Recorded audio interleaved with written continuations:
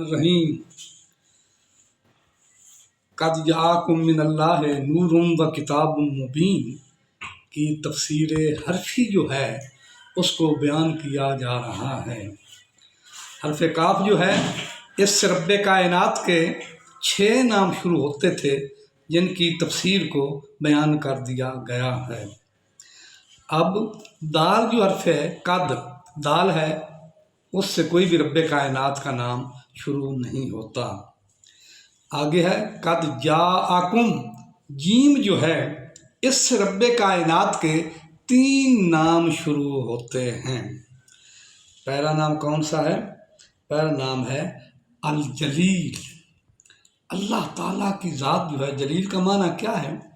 اللہ کی ذات بہت بڑی بلند ہے، بلند مرتبہ ہے، بلند مقام ہے، بلند بزرگی والا ہے، اور اللہ کی ذات وہ ذات ہے جو قیامت کے دن اعلان کرے گا کہ جو بھی شخص ایمان لائے، اسلام لائے اور اس کے اندر وہ بوڑھا ہو جائے، اگرچہ جتنا بھی گناہ گار ہوگا، جب قیامت کے دن میرے حضور حاضر ہوگا، چونکہ میرے اس جلال کو دیکھ کر اس نے جو ہے اپنا وقت گزارا ہے، تو جب بھی میرے حضور حاضر ہوگا میں اس کی بزرگی کو دیکھ کر اس پر رحم فرما کر اس جنت الفردوس کے اندر داخل فرما دوں گا۔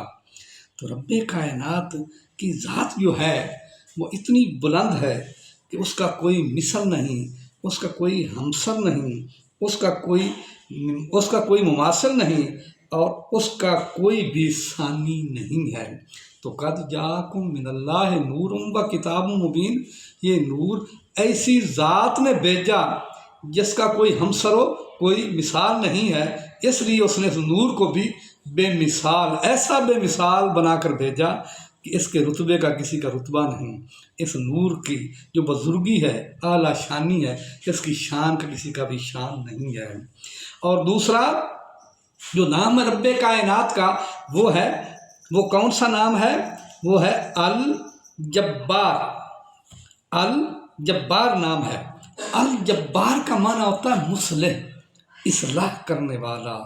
تو رب کائنات کی ذات، یہ نور اس ذات کی طرف سے آیا ہے، اس اللہ رب العزت کی ذات کی طرف سے آیا ہے جو جبار ہے، جو اصلاح کرنے والا ہے، جو تمام معاملات کو درست کرنے والا ہے، جو مایوسیوں کو دور کر کے کامیابیوں کی امید دلانے والا ہے۔ وہ رب کائنات جو ایسی عظیم ذات ہے جو تمام ہڈیوں کو جو ریزہ ریزہ ہو جائیں گی۔ آتا ہے نا قرآن مجید کے یاسین کے اندر وَضَرَبَ لَنَا مَثَلًا وَنَسِیَ خَلْقَهُ، اے حبیب کملی والے اس ذرا مثال کو تو بیان ہمارے سامنے فرمائیے، جو انسان اپنی تخلیق کو ہی بھول گیا اور کہتا ہے کہ جب یہ میری ہڈیاں ریزہ ریزہ ہو جائیں گی تو اس کو کون زندہ کرے گا؟ تو وہ ذات جو فرماتی ہے قُلْ یُحْیِی الَّذِی أَنشَأَ أَوَّلَ مَرَّةٍ، اے محبوب کملی والے ان کو بتا دے، یہ ان کو زندہ کرنے والا، ان کو جوڑ کر حیاتی دینے والا، جسم کی صورت میں لانے والا وہی رب کائنات ہے جس نے تمہیں پہلی مرتبہ تمہارا وجود نہیں تھا تو اس سے وجود میں لایا ہے، وہی تمہیں دوبارہ زندہ کرے گا۔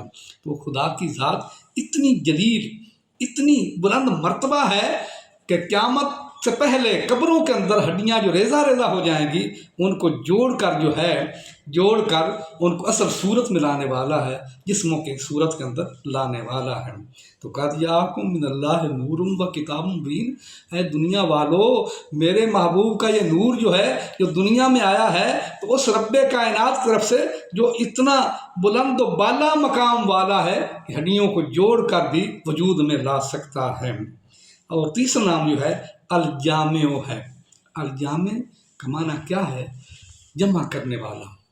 قیامت والے دن تمام مخلوقات کو جمع کرے گا۔